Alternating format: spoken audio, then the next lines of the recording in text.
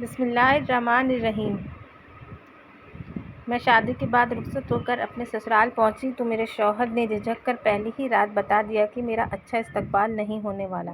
ابھی یہ میں بات سمجھ نہیں پائی تھی کہ گھر میں قدم رکھتے ہی میری ساس کی نظر میرے شوہر اور مجھ پر پڑی۔ مجھے دلہن کے روپ میں اپنے بیٹے کے پہلو میں کھڑا دیکھ کر وہ جھٹکے سے کھڑی ہوئیں اور بیٹے سے لڑنے جھگڑنے لگی۔ میں اس استقبال سے گھبرا گئی تھی۔ مجھ پر ان کی نظر پڑی تو مجھ پر غصہ کرنے لگی اور لڑنے لگی کہ میں ان کے بیٹے پر جادو کر دیا ہے۔ بہت مشکل سے میرے شوہر نے اپنی ماں کو چپ کروایا اور وضاحتیں دینے لگے۔ اس گھر میں قدم رکھتے ہی میرا دم گھٹنے لگا تھا۔ اس چھوٹے سے صحن میں جگہ جگہ پر بت کھڑے تھے اور عجیب رنگ بکھرے ہوئے تھے۔ میں ایک مسلمان لڑکی تھی، ظاہر ہے میرے لیے یہ سب دیکھنا اور برداشت کرنا نہایت مشکل تھا۔ گھر میں گندگی بھی پھیلی ہوئی تھی جس کی وجہ سے میرے شوہر پہلے ہی بتا چکا تھا کہ اس کی بوڑھی ماں اب کام نہیں کر سکتی اور وہ بھی اپنی مصروفیات میں سے جیسے تیسے وقت نکال کر ماں کو سنبھال لیتا تھا اور ان کا کھانا پینا برابر رکھتا۔ میرا شوہر اپنی ماں کو سنبھالتے ہوئے ان کے کمرے میں لے گیا اور میں مایوسی سے ایک طرف بیٹھ گئی۔ یہ سب میرے لیے کچھ نیا نہیں تھا۔ میں جانتی تھی میرا شوہر بچپن سے ہندو تھا اور اس کی ماں کا مذہب بھی ہندو ہے۔ ایک ہندو کے گھر میں مورتیوں اور پتھروں کے بتوں کا ہونا کوئی تعجب خیر بات نہیں تھی۔ مجھے لگا تھا کہ میں یہ سب برداشت کر لوں گی، مگر اب اس گھر میں آ کر مجھے پریشانیاں محسوس ہو رہی تھیں۔ میں ایک مذہبی لڑکی تھی، میرے لیے ایسے ماحول میں رہنا اور نہایت مشکل ثابت ہونے والا تھا، مگر اپنے شوہر کی خاطر یہ سب کرنے کو تیار تھی۔ اندر اپنے کمرے میں پہنچتے ہی میری ساس اپنے بیٹے پر بری طرح سے چیخ رہی تھی۔ میری ساس کے الفاظ مجھے تکلیف دے رہے تھے۔ وہ بری طرح چلا چلا کر اپنے بیٹے سے یہ کہہ رہی تھی کہ اپنا اتنا پاپ ہو گیا، بھگونا اور ناراضگی ہے، میں کیسے برداشت کر سکتی ہوں۔ اب بھگونا تم یہ سب، ہم کہ اس پاپی عورت سے تمہیں ورگلا دیا ہے، میری ساری نسلیں برباد ہو گئیں، اب میں کیا کروں گی، بھگوان کی کرپا ہم پر اس سے اٹھ جائے گی وغیرہ وغیرہ۔ میں سمجھ سکتی تھی کہ ایک مذہبی عورت کا بیٹا اس کے ہاتھ سے نکل گیا تھا۔ میری ساس کو پریشانی تھی کہ ان کے گھر میں اپنا کام قرآن پاک پڑھتی تھی اور رہتی، ان کی نظر میں اب میں ایک ہی چھت کے نیچے رہنا بالکل ناممکن سی بات ہوتی تھی۔ اچانک میری ساس میرے شوہر سے کہنے لگی کہ تو بھگوان کے بہت قریب تھا تو بہک کیسے گیا، اپنی نسل کو چلانے کے لیے اس گنہگار عورت کو بیاہ کر جا بیٹھا، ضرور اس نے تجھ پر جادو کیا ہوگا۔ یہ جادوگرنی ہے کیونکہ مسلمان جادو کرتے ہیں اور لوگوں کو اپنے جادو کے زور سے اپنے مذہب میں سے ہٹا دیتے ہیں، پھر ایسے لوگ اپنے مذہب سے ہٹ کر گناہ کمانے لگتے ہیں۔ میں نے خاموشی سے اپنی ساس کی باتیں سن رہی تھی۔ اسلام جب کسی غیر مذہب کے دل میں گھر کر جائے تو ایسے ہی غیر مذہب کے لوگ اب کو پا لینے کے بعد اپنا گھر اور دوست دنیا سب چھوڑ دیتے ہیں۔ دراصل انہیں اللہ اپنے قریب کر لیتا ہے اور یہ بات صرف وہی سمجھ سکتے ہیں جو اسلام کے دائرے میں داخل ہوتے ہیں، ورنہ ہم دوسرے لوگ اسلام کو جادو ہی سمجھتے رہتے ہیں۔ میری ساس بھی غمزدہ تھیں اور میرا شوہر ان کو سمجھانے کی کوشش کر رہا تھا، انہیں روک رہا تھا، اسے ایسا ویسا کچھ مت کہو، وہ اب میری بیوی ہے، میں اس سے محبت کرتا ہوں، وہ اچھی لڑکی ہے۔ میرے شوہر کے ان کے الفاظ نے جہاں میری ہمت بندھائی تھی وہیں میری ساس کو گنگ کر دیا تھا۔ تڑپ کر رونے لگی اور اپنے بیٹے سے لڑتے ہوئے اسے شرم دلانے لگی۔ اس کی جادوگرنی نے مجھ سے میرا بیٹا چھین لیا ہے تو اس کی بیوی کو کیسے کہہ سکتے ہیں، تو اس پر یقین کیسے کر گیا، تو روز کالی ماتا کے چرن چھو کر گھر سے کام کرنے کے لیے نکلتا تھا، تجھ سے اتنی بڑی بھول کیسے ہو گئی کہ تو بھگوان کے سامنے اس گنہگار عورت کو لے آیا، تو بہت بدقسمت کا کام ہو گیا ہے۔ وہ سینہ کوبی کرنے لگی، اپنے پتھر کے خداؤں کو پکار کر روتی جا رہی تھی۔ میری ساس کی آواز میں پیدا ہونے والی لرزش اور کپکپاہٹ نے مجھے متوجہ کیا تھا۔ میں اٹھ کر ان کے کمرے تک پہنچی اور فکر مندی سے اندر جھانکا۔ سامنے کا منظر میرے اعصاب کے جھٹکا پہنچا گیا تھا۔ سامنے میری ساس روتے روتے نڈھال ہو گئی تھی۔ کچھ لمحات میں ہی وہ تو بالکل پیلی زرد رنگت کی کیا مالک تھی، سفید پیڑی زدہ ہونٹ، کپکپاتے ہاتھ اور لرزتا بدن لیے وہ جانے کون سی کیفیت میں مبتلا تھی۔ میرا شوہر بوکھلایا ہوا سا اپنی ماں کو سنبھال رہا تھا۔ میں اپنے شوہر کی مدد سے ساس کو بستر پر سلایا اور میرے شوہر نے قریب پڑی میز سے کچھ دوائیں اٹھا کر اپنی ماں کو دیں۔ میری ساس سو گئی تو میں نے جھجک کر اپنے شوہر سے کہا کہ اسے اپنی ماں کو ہسپتال لے جانا چاہیے کیونکہ اس کی حالت بہت خراب لگ رہی تھی۔ اس پر میرے شوہر نے مجھے بتا دیا کہ وہ میرے ہوش اڑا گیا۔ میں ہکا بکا سے اپنی ساس کو دیکھ رہی تھی۔ میرا شوہر اداس لہجے میں بتا رہا تھا کہ میری ماں کو کینسر کے آخری سٹیج پر ہے اور ڈاکٹروں نے ابھی اسے علاج قرار دیا ہے اور اسی وجہ سے میرا شوہر بھی بے حد پریشان دکھائی دے رہا تھا۔ مجھے ان دونوں پر بہت ترس آیا تھا۔ میں کینسر کا سن کر اپنے طور پر کا علاج کا سوچ چکی تھی کیونکہ میرے پاس ایک ایسا وظیفہ تھا جس سے کینسر جیسی موذی مرض کا بھی بآسانی علاج کیا جا سکتا تھا، مگر فی الحال وہ میں اپنے شوہر کو بھی نہیں بتا سکتی تھی، ورنہ یقین نہ کرتا اور شاید مجھے واقعی جادو کرنی سمجھ لیتا۔ میں اپنی جگہ سے اٹھ کر دوسری طرف رخ کیا جو اب میرا بھی کمرہ تھا۔ میں نے منہ ہاتھ دھو کر سوٹ کیس سے سادہ سا جوڑا نکال کر زیب تن کیا اور گہری سانس بھرتے ہوئے کمرے سے نکل کر گھر کی صفائی ستھرائی میں مصروف ہو گئی۔ تبھی میرا شوہر اپنی ماں کو پرسکون ہوتے ہی میری مدد کو چلا آیا۔ اس کی یہ سب سے بڑی خوبی یہی تھی کہ وہ اپنی ماں اور مجھے برابر حق دیتا تھا، میرے بارے میں غلط نہیں بولنے دیا تھا اور نہ ہی میرے سامنے ماں کو برا کہتا تھا۔ وہ یقیناً ایک اچھا مرد تھا، اس لیے اس کی خوبیوں کی وجہ میں اتنی مشکل زندگی کو چاہوں پہ بھی آسانی سے کر لیا تھا۔ ہم نے اب مل کر سارا گھر دھو کر چمکا دیا تھا۔ اس نے میری آسانی کے لیے کھانا باہر سے منگوایا اور گھر کو دھو کر چماچم صاف کر دیا۔ میں نے اپنے کمرے کی کچھ مورتیوں کو ہٹا کر جگہ پاک کی اور عشاء کی نماز کرنے کے بعد آئندہ زندگی آسانی کے لیے نوافل بھی ادا کیے اور تھکی ہاری سی بستر پر دراز ہو گئی۔ صبح اذانوں کی آواز سنتے ہی میں اٹھ کر بیٹھ گئی اور نماز ادا کر کے ہلکی آواز میں قرآن پاک کی تلاوت کی اور پھر چند اذکار کے ساتھ کچن کا رخ کیا تو میری ساس وہاں پہلے سے ہی موجود تھی۔ مجھے دیکھ کر وہ کافی غصہ ہوئی اور بولی کہ میرے کچن کو ناپاک مت کرو، تم باقی گھر میں چاہے گھومو پھرو مگر کچن میں نہیں آ سکتی۔ میں اپنی ساس کی بات سے پریشان ہو گئی۔ اب جب کہ میں جان چکی تھی کہ وہ بیمار تھی، اس کے بعد ان کا یوں کچن میں اپنا کام خود کرنا مجھے فکر میں مبتلا کر رہا تھا۔ میں خاموشی سے نکل گئی۔ مجھے لگا تھا کہ بات بس یہیں تک رہ گئی، پر اصل پریشانی تب ہوئی جب میری ساس ناشتہ کرتے ہی ہمارے کمرے میں داخل ہوئیں اور اگلے ہی لمحے ان کی غصیلی آوازوں سے گھر گونج اٹھا تھا۔ میں جس صحن میں بیٹھی چپ چاپ تسبیح کر رہی تھی، ان کی آوازوں پر گھبرا گئی۔ میرا شوہر بھی کام پر جانے کی تیاری کر رہا تھا، بوکھلا کر باتھ روم سے نکل کر اپنی ماں کے پاس پہنچا۔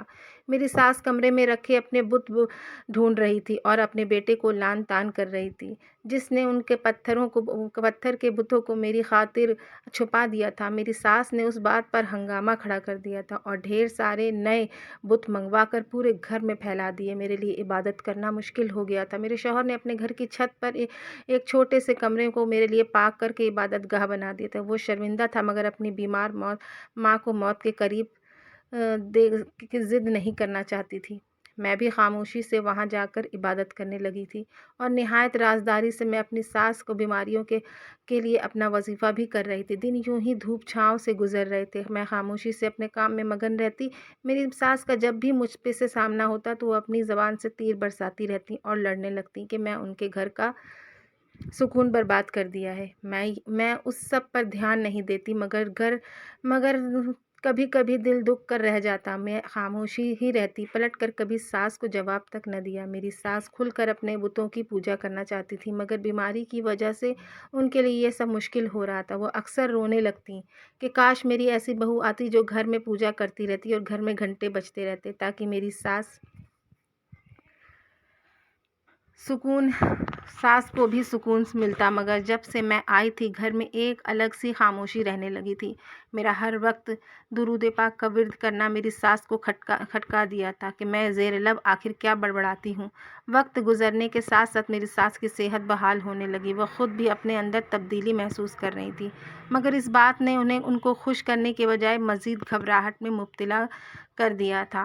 ان کو کسی جاننے والی نے اس وہم میں مبتلا کر دیا تھا کہ وہ موت سے پہلے سکون کی طرف مائل ہے۔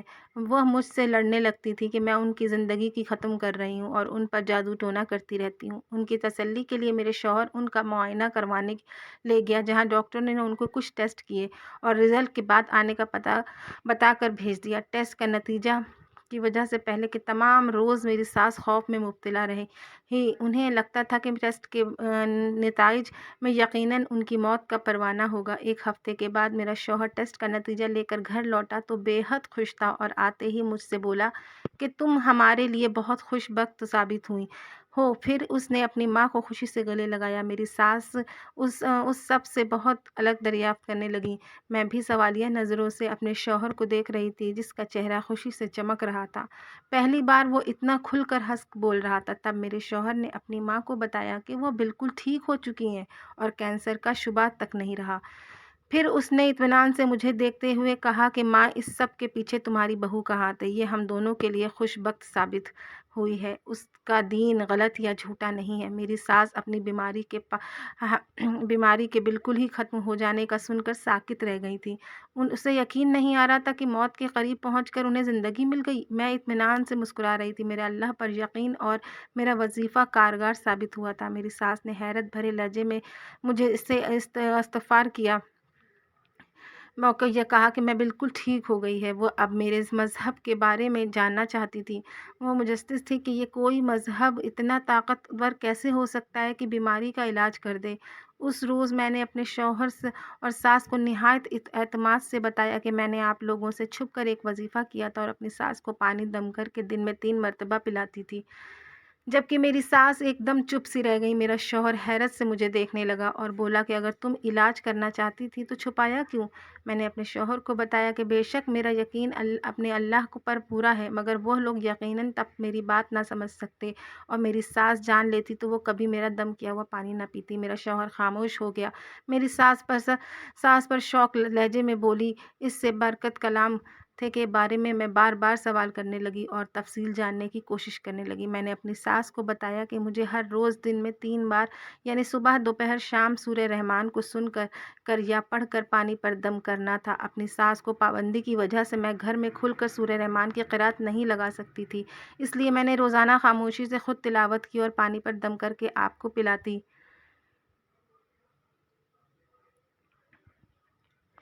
رہتی۔ ٹیسٹ سے پہلے کے 7 دن تک یہ عمل بلا ناغہ کر لینے کے بعد 8ویں روز رک دیا اور ٹیسٹ کا انتظار کرنے لگی۔ میں نے بتایا کہ مجھے پوری امید تھی کہ میری ساس کو شفا نصیب ہوگی، کیونکہ ہم مسلمانوں میں کینسر کے مریض کے لیے سورہ آزمودہ نسخہ کے طور پر استعمال کی جاتی ہے۔ میری ساس پر بھی اس پاک ذات نے کرم نوازی کی اور انہیں شفا دی۔ مجھ سے ساری تفصیل جان لینے کے بعد میری ساس کے دل میں اچانک ہی خواہش جاگی کہ وہ ہمارے مذہب کو مزید پڑھے اور جانے۔ ایسا مذہب جس کی عبادت میں بیماریوں کی شفا ہے، جس کے کلام میں کی برکت سے موذی مرض سے نجات حاصل ہو جائے۔ میری ساس جذباتی پن سے روتے ہوئے کہنے لگی کہ مجھے یہ زندگی تمہارے خدا نے دی ہے تو اب سے میرا خدا بھی وہی ہے۔ میں اس خدا کے اس احسان کے بدلے ساری عمر اس کا شکر ادا کرنے کی گزار دینا چاہتی ہوں۔ میں اپنی باقی ماند زندگی اس کے حکم کے مطابق ہی گزاروں گی، بھلے ہی سے وہ زندگی کی 2 روز کی ہو۔ تم مجھ سے اپنے رب کی حضور سجدہ کرنا سکھا دو۔ میری آنکھوں سے خوشی کے آنسو چھلک پڑے اور میں نے اس بات میں سر ہلایا کہ اپنی ساس کو یہ سب میں سکھاؤں گی۔ نظروں سے مجھے دیکھنے لگتا تھا کیونکہ میں نے ایک ناممکن امر کو ممکن کر دیا تھا۔ مجھے یاد تھا جب پہلی بار میرے شوہر نے میرا راستہ روکا تھا۔ میں ایک مسلمان اور حجابی لڑکی تھی جبکہ میرا شوہر ہندو تھا۔ ہم دونوں ایک یونیورسٹی میں پڑھتے تھے۔ میرے شوہر کریم حجاب کرنا اور مردوں سے اپنا آپ چھپا کر رکھنا بہت اچھا لگتا تھا۔ اسے کبھی کشش محسوس نہیں ہوتی تھی۔ وہ ہر وقت مجھے دیکھتا رہتا تھا اور میرا پیچھا کرتا رہتا تھا۔ یونیورسٹی سے فارغ ہوئے تو میں نے ایک مدرسے میں نوکری کر لی جہاں میں دین کی تعلیم دینے لگی تھی، جبکہ میرا شوہر اپنی ذہانت اور بہترین تعلیمی کارکردگی کی وجہ سے ایک اچھی جگہ ملازمت کرنے لگا تھا۔ ایک روز میں مدرسہ جا رہی تھی کہ وہ اچانک سامنے آئے تھے۔ وہ بہت پریشان اور الجھا ہوا سا لگ رہا تھا۔ مجھے اس پر بہت حیرت ہوئی تھی کیونکہ میں نے اسے نہیں جانتی تھی، نہ ہی اسے پہچان پائی تھی۔ میں نے یونی میں بھی ہمیشہ صرف اپنی تعلیم پر توجہ کری تھی۔ اس پر میرا راستہ روکتے ہوئے مجھے التجا کی تھی۔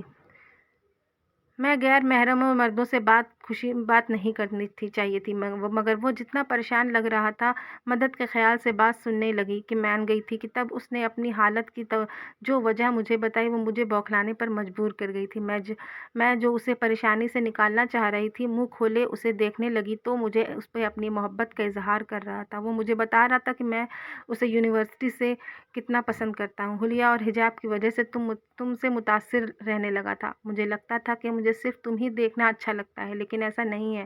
جب ہم یونیورسٹی سے فارغ ہوئے تو میں کتنے روز بے چین رہا تھا، تمہیں دیکھنا چاہتا تھا، مگر ایسا ممکن نہیں تھا۔ میرا کہیں دل نہیں لگ رہا تھا، یہاں تک کہ میں پوجا کرنے میں بھی بار بار تنگ ہو رہا تھا اور لائنیں بھولنے لگا تھا۔ یہاں تک نہیں جانتی تھی کہ وہ کون تھا اور کب مجھ سے یونیورسٹی میں دیکھتا رہا تھا، جبکہ وہ اپنی بکھری الجھی حالت کی وجہ مجھے کہہ رہا تھا۔ اس نے اپنا حال بتا کر اچانک مجھ سے ایسا مطالبہ کیا جو مجھے بڑبڑانے پر مجبور کر گیا۔ وہ بولا کہ میں تم سے شادی کرنا چاہتا ہوں۔ میں نے گڑ گڑا کر اسے دیکھا اور اپنی حیرت پر قابو کر سنجیدگی سے اسے کہا کہ ہم دونوں کے مذہب بالکل الگ ہیں۔ میں ایک مسلمان لڑکی ہوں اور میرا نکاح صرف مسلمان مرد سے جائز ہے۔ میری بات سن کر وہ فوراً بولا کہ میں تم سے نکاح کرنے کی خاطر مسلمان ہونے کی بھی تیار ہوں۔ وہ مجھ سے ہر حال میں شادی کرنا چاہتا تھا۔ وہ اپنی بے قرار حالت سے پریشان تھا، مجھے نہ چاہیے بھی اس پر ترس آیا تھا۔ میں نے انکار میں سر ہلا کر اسے سمجھایا کہ اگر وہ مجھ سے نکاح کرنے کے لیے مسلمان ہوگا تو اس کا فائدہ نہیں ہے، کیونکہ اس کا دل اسلام کو نہیں مانے گا تو وہ بے دین ہی رہے گا، اور جب تک وہ بے دین ہوگا ہمارا نکاح جائز نہیں ہوگا۔ میری باتوں نے اسے پریشان کر دیا تھا۔ میں اسے سمجھا بجھا کر معذرت کرتی وہاں سے چلی گئی تھی۔ مجھے افسوس تھا کہ میرے وجہ سے ایک اچھا لڑکا اس کی حال کو پہنچ گیا، مگر اس میں یقیناً میرا قصور نہیں تھا۔ میں نے اس سے نہ کبھی بات کی تھی نہ بڑھاوا دیا تھا، لیکن شاید اللہ نے اس کے دل میں میرے حجاب کی عزت اور میرے اسلامی طور طریقے کے لیے کشش پیدا کر دی تھی، اس لیے وہ اپنے مذہب سے بھی دور ہو رہا تھا۔ اس واقعے کو 1 ماہ گزرا تو میں اس لڑکے کے بارے میں بھول گئی اور اپنی زندگی میں مگن ہو گئی۔ میری رہائش بھی اسی مدرسے کے علاقے میں ہی تھی۔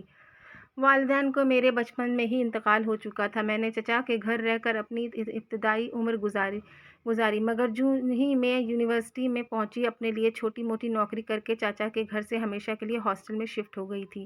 میں کسی پر بوجھ نہ بنوں، اب میری زندگی کا مقصد صرف تعلیم دینا تھا، مگر میری زندگی میں اس دن کے واقعے نے میری زندگی بدل دی تھی۔ اس کی وجہ سے میں کئی روز تک اس پریشانی میں مبتلا رہی تھی کہ کہیں اس کی بکھری حالت کے پیچھے میری کوئی غلطی نہ ہو۔ میں نے اپنی زندگی بہت صاف اور سنبھل کر گزاری تھی۔ میں نہیں چاہتی تھی کہ کوئی بھی ایسی غلطی کروں جس سے اللہ ناراض ہو، لیکن 1 ماہ کے بعد جب میں وہ بات بھولنے والی ہی تھی کہ وہ لڑکا پھر سے میرے سامنے حاضر ہوا تھا، میں اسے دیکھ کر گھبرا گئی تھی۔ اس نے پہلی بار کی طرح مجھ سے بات کرنے کی درخواست کی تو وہ اس کا لہجہ کافی بدلا ہوا تھا۔ وہ مذہب اور سلجھے ہوئے لہجے میں درخواست کر رہا تھا۔ وہ خود بھی پہلے کی نسبت کافی بدلا ہوا لگ رہا تھا۔ میں نے پہلے تو مصروفیات کا بہانہ بنا کر انکار کرنے کی کوشش کی، مگر وہ بضد ہوا تو مجھے مجبوراً اس کی بات سننا پڑی۔ وہ مجھے بالکل الگ لگ رہا تھا کہ وہ مجھ سے سر جھکائے مناسب الفاظ سوچنے لگا، اور میں سوچنے لگی تھی کہ اگر وہ اس بات پر پھر سے شادی کے لیے ضد کرے گا تو وہ اسے کچھ دینی تعلیم کی کتابیں دے کر اسلام کا مطالعہ کرنے کی ہدایت دوں گی، تاکہ وہ اسلام کو سمجھے اور پھر فیصلہ کرے کہ ایسے مسلمان ہونا چاہیے۔ ابھی میں یہی سوچ رہی تھی کہ اس نے بات شروع کی اور مطالعہ کرنے لگا۔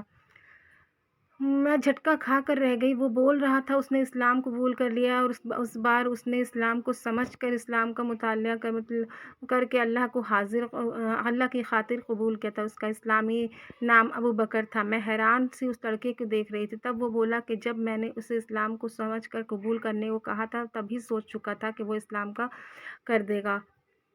اس کے بعد اس نے ایک مسجد میں پہنچا کر اور کسی مولوی سے درخواست کر اسلام کو سمجھنے لگا۔ 1 پورا ماہ اس نے اسلام کو سمجھا، اور جب اس کا دل مکمل طور پر مسلمانیت کے لیے راضی ہوا تو اس نے اسلام قبول کر لیا۔ وہ اسلام قبول کرنے کے فوراً بعد ہی میرے پاس آیا تھا اور بولا کہ اس بار میں نے اللہ کے لیے اسلام قبول کیا ہے۔ میرا حقیقی خدا ملا ہے اور میری آخرت سنور گئی ہے۔ اس کی بات نے میرے لب سی دیے تھے۔ میں اس بات کے بعد انکار نہیں کر پا رہی تھی۔ وہ اسلام قبول کر چکا تھا، ایک مسلمان، میرا نکاح میرا جائز تھا۔ میں نے اس کی دوسری بات پوچھنے پر بھی حامی بھر لی۔